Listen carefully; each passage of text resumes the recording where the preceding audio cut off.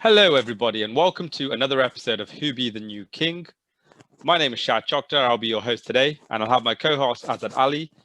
Co-host Azad Ali. He'll be talking about the game week coming up. We'll be making our predictions. We'll see how the guests are doing. So, are you guys actually doing better than us? Are you going to be catching up? Let's see what happens. And once we've done that, we'll be looking at my FPL team to see how I got on last week and what I'm going to be doing for next week. So I'm going to hand it over to Azad, who's going to be making his predictions live right now with us. All right, go for it now, Azad. It's all yours. Yep. So we got a packed midweek this week. So and I've had a look at the fixtures. They're quite tough. They're a repeat of the ones what was mid-December. So Palace versus West Ham. It was a great game. Well, when I say great game, it was one of the best goals of the season that was scored by Allaire against Palace at the London Stadium. But this time round, although it was a draw last time, only a month ago, I've gone for a West Ham win. On to the next game, Newcastle Leeds. Leeds smashed Newcastle at Ellen Road. I can see them doing it again at St James's Park. Newcastle low in confidence, got nothing going forward. They need to get rid of Steve Bruce. Southampton versus Arsenal. It was 1 each at the Emirates last time round, and then Arsenal lost to Southampton in the FA Cup at the weekend, which really annoyed me. But however, I've gone for an Arsenal win because I've noticed that when Arsenal lose, if it's a double header, they lose the first one, they come back in the next game. West Brom City. I think it was a 1-1 draw, 0-0 draw. I can't remember, but the keeper played amazing. But I can see City smashing them this time round. Burnley versus. You sure about that? Villa. Even without Kevin De Bruyne? Yeah, it's City, isn't it? They don't need Kevin De Bruyne to smash West Bromwich. Okay, I think it's not going to be as easy as you think, but carry on. Okay, we'll see. Burnley versus Villa. I've gone for a draw here because, Burnley are doing fantastic. But, Burnley could go away to West Ham and lose and beat Liverpool at Anfield. You never know what you're going to get with Burnley. But I've gone for a draw here because Villa they're a very good outfit at the moment, very strong. Chelsea versus Wolves. Last time, Wolves beat them 2-1. However, with a change of manager, a change at the helm, which I'm really surprised about, I said to my friends that, Gus Hiddink might come in, see them out the season. But obviously, I've heard Thomas Tuchel's coming in, but I've gone for a Chelsea win because I think it's going to wake up the players. Everton, Leicester. So Brighton, Fulham. Brighton, Fulham. Absolutely, I missed that. Apologies, guys. So Brighton, Fulham. I've gone for a Brighton win here. It was a good bit tricky, but Brighton need to win their home games, and I think they're going to have a strong performance. Everton, Leicester. I've gone for a draw here. I don't see much between them. I think both teams are going to be quite wary of each other, go defensive, and try to nullify each other. So I'm going for a draw. Man United versus Sheffield United. So I've gone for a United win.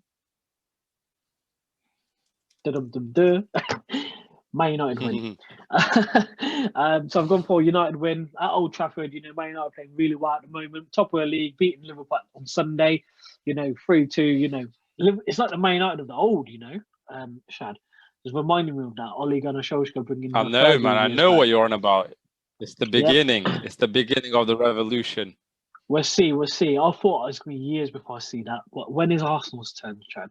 Right. Anyway, on to the big game Thursday night. So Spurs versus Liverpool. Liverpool beat Spurs in mid-December at Anfield. But I can imagine Mourinho setting the team up to soak the pressure up from Liverpool and hit them on the counter. That's what happened on Sunday against United. I can see that happening again. However, I think it's going to be. I'm going to go for a draw, but I can see myself shooting myself in the foot here. But I've gone for a draw. But something's telling me I should go for a Spurs win. But I don't like Spurs. I do not like them. But I can't see Liverpool winning at all. So I've gone for a draw. That's interesting. So some similar predictions to me. Some different. I think the one big difference that we both have gone for is the Fulham Brighton one. So I've gone for a Fulham victory. I think they're going to turn Brighton over. Brighton, they create a lot of chances, but they don't really finish. Fulham, they've been quite strong at the back. And I think, we've mentioned the word 6-pointer quite a few times, but this really is a big 6-pointer. If Brighton win this, then they can really propel themselves away from the relegation battle and start looking at mid-table. And I saw this goals prediction one where the chances that Brighton have made, if they were to score them compared to the other teams that they've played against, guess where they'd be in the league right now? Ooh. Higher. This is like using the Opta stats. Yeah. Guess where they would be right now if they were to score the goals that they were expected to score? Higher than they are now. They would have been Much expected to be 4th in the league. Wow. That's how many chances Brighton have missed that have been decisive in their games. They would have been 4th. They also had the worst goalkeeper, Matt Ryan, who I think he saved something like only 47% of shots, which I'm going to be honest is absolutely terrible for Brighton. But Arsenal obviously saw something amazing in Matt Ryan and they've signed him, so that's their problem now. So he's only on loan, Shad. He's only on loan. He's come up as an emergency keeper. However, if you're talking about Brighton being 4th on the amount of chances they've had and missed, what about Arsenal? They would have won the league 10 times over. Not this season. Wouldn't They'd be down. I'm talking about the last 10 seasons. So I'll get out of here. This is about the chances that people are expected to score versus the chance they were expected to concede. And Brighton, that's how many chances they've had compared to the chances they've given away. They would be 4th in the league right now. Arsenal would actually, I think, be lower in the league. The biggest change in terms of going down would have been Man United. So they're top of the league right now. They would have been in 6th. And Liverpool would right now be top of the Premier League. All right, so we're going to go on to the next part of the show. This is where I'll look at my FPL team, how I did last week, and what I'm predicting for the week going forward. Okay. So this was right, everybody. I breached the 100 points mark, so it wasn't a great week. I did make a mistake. So remember when I said I was going to captain Bruno Fernandes? Bruno Fernandes wasn't captained, unfortunately. For some reason, it didn't save. I forgot to click save whilst I was talking to you guys. And Salah was captain, and obviously being the awful form that he's in right now, he blanked both games. So my team as a defense, they did all right. Got Martinez here with the 9 points. Stones, 27 points. I don't think anyone was predicting that. Otherwise, we all would have captained him. Sufar got 12. Matty Target kept a cheeky clean sheet as he came off, injured before Man City got their goals. And Aston Villa game against Newcastle was an easy game for them, really. Aaron Wan-Bissaka kept a clean sheet as well. So, good points from the defense. Bruno got me 8. Son got me 5. Salah, nothing. Foden, nothing. I regret not putting in Gundogan, but I was peer pressured not to copy one of my mates, even though I'd been scouting Gundogan. So I put in Foden, lost out on 14 points. Never again will I do something like that. Ajmal Ali, he's the biggest snake because he was screaming at me saying, you can't put in Gundogan. And guess who he's transferred in this week? That's right, Gundogan. So who else have I got? Kane, he got me 9. Lacazette got me 2. Unfortunately, Rob Holding, I made a bad decision. So I said, is it Laka or is it Holding? Went for Laka, lost out on another 4 points. Could have got another 8, but it happens. So, Azad, who do you reckon I've transferred in this week? Let's have a look. This is where I phase out. Fixtures. You've seen the fixture predictions. Who do you reckon is going to do good this week? So I think West Ham, Mikel Antonio against Palace, we're doing well. Leeds, I reckon Patrick Bamford could score 1 or 2 goals against Newcastle. He's not scored in the last couple of games, has he? No. Arsenal, I can't. It's gonna be a 1 goal win now. I can see a clean sheet maybe for Arsenal. So Leno, City, like Ajmal says, don't put Gundogan. He puts himself in, but I can see him getting 1 or 2 goals. Well, 1 goal at West Brom. Him being laid off with 1. When Raheem Sterling's coming in from the right wing, him dragging it, pulling it back, and that's when Gundogan will come good. Burnley Villa. Again, if anyone's going to unlock Burnley's defence, is going to be Grealish. Chelsea Wolves.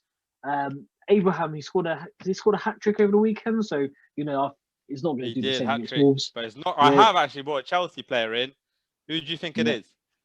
Who do you think I brought in? He's just going to blank. He's not even. The USA player. I forgot what his name is now. Christian Pulisic. Pulisic. Yeah. Yo. Yeah. He's got it right, Christian Pulisic is in. Yeah. And Mohamed Salah, I'm sorry. I know he scored 2 against United in the FA Cup game, but But I just think there's too much rotation going on at Liverpool. They need to pull some results out, and you just don't know from game to game who's going to be playing, who's going to be dropped. You know, he got dropped, Salah, for the last Premier League. Sorry, the FA Cup game. No, was that FA Cup? No, Premier League game. No, he got dropped. he got dropped. He was on the bench. Yeah, he started in the thingy game, the FA Cup, where Mane came on as a sub, and Klopp, he's struggling. He doesn't know which team to put out, who's going to perform. And I'm going to be honest, I think they look tired as a team.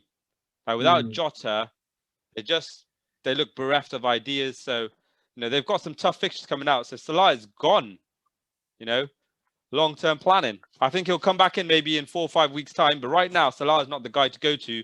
Pulisic, he's had quite a few chances, but unfortunately, he's missed them. But I think this is the weekend it finally goes in for him. And you know what? If he gets one, he'll get two. Right? If he gets one with 10 minutes to go, I'm guaranteeing it now, he'll get a second, all right? Because he's on that form. And if you look at the Chelsea fixtures coming up, Wolves, Burnley, Spurs, Sheffield, Newcastle, Southampton, there are some points to be bagged here. I think Lampard was a bit unlucky to be fired when he was. I mean, he probably shouldn't have got the job, but considering he qualified for the Champions League, should have been given this spell with the easy teams. I know that they probably looked at it and thought, is he going to get the results? Maybe, maybe not. But Pulisic is one player who looks quite sharp right now to me. I've captained Bruno Fernandes against Sheffield United. Do you reckon that's a good idea, Azad? Yeah, absolutely. So he started on a bench against Liverpool, didn't he? Come on and scored a goal, that free kick, the winning goal.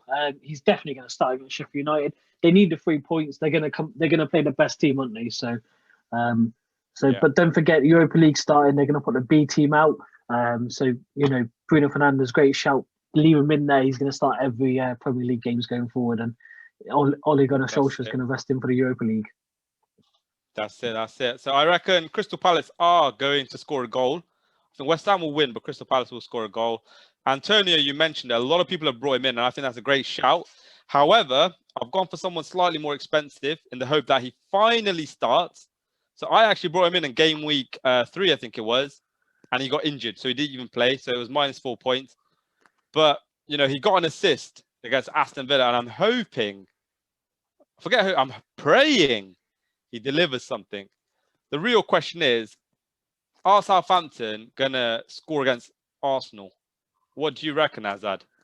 I didn't watch the game on Saturday. I listened to it on my headphones. So I was doing a bit of housework. But, they had quite a few chances going forward. If Danny Ings, if he gets an opportunity, he will bag it. So only one I could see scoring is Danny Ings for Southampton against Arsenal. Get the bag, all right. You heard it from Azad here first. So Holding is going to stay as a sub. And so this is my team for this week. We got Pulisic as the vice captain. I've heard some people rumoring that they're going to bench Harry Kane. I'm telling you now, first chance he gets, if he gets any contact, he's going to hit the ground. It's going to be a penalty, all right? Every single Spurs player are going to hound the referee. So if you've got Harry Kane, make sure you start him. Don't put any Liverpool defenders in. They're going to concede. But if you're looking at long-term planning, which I am at this moment in time, and if you can't get a midfield as good as mine, which might be the truth for some people, looking at Leicester midfielders might be a good shout. And if we look at the transfer market right now, we know that for Leicester players, they've got some easy fixtures coming up. Vardy is injured right now. So we've got 3-2-2, 3-4-3, 2-2-2. Some really easy fixtures coming up. With Vardy injured, my tip, even though I haven't put him in myself, is bring in Yuri Tielemans. I might even do it before the end of this game week, before the start of this game week, because he takes their penalties, okay? When Vardy is not playing, he takes the penalties. He's got a few points recently. It's worth a shout. Look at Yuri for your points. Maddison has already gone up 0.1 mil. He might go up some more. But Yuri is the guy to look out for. And if you're looking at long-term planning, keep an eye out on this man here. Ricardo Dominguez Barbosa Pereira. He got 13 minutes. He's finally played some Premier League action last game. And, he is apparently the best defender at the club at 5.9 mil. He is, once he starts, that's it. He's a bargain. You're not going to get him at 5.9. So just keep an eye out on whether it's time to get rid of Justin or Castagna, which one starts. And is Pereira going to start? And apart from that, there is one other person who I'd say keep an eye out on. Sorry, two other players, but from the same team. Everton have only played 17 Premier League games, so they've got a few more games in hand. Double game weeks are probably going to come up. So one guy that's back from injury, Luca Digne, did get an assist first game back against Wolves. So keep an eye out on him. His value will be rocketing, I reckon. I thought he did his ligaments already, yes. Yeah. And the other person, DCL, he's back. And he scored in the FA Cup game. So he was at 8 million only 1.5 weeks ago. He's dropped down to 7.6. That's the lowest you'll find him. My personal tip, they're playing Leicester. It's a tough game. Put him in. As soon as this game week starts, put DCL in as your sub for next game week. Because Everton have also got some good fixtures coming up. 2, 3, 4, 2. Liverpool game is the derby. You don't know. But look, quite a few easy games coming up. And they'll have a double game week coming up soon as well to make up for that game that they missed. So apart from that, I'll look at some of the leagues I look at. So the League of Shadows has been disappointing this year, which was my own league, with the best players on 1,200 points. Mo Gubas, congratulations on that. He also got married recently, so shout out to big man Mo. But we are going to focus on who be the new king, considering this show is called Who Be the New King.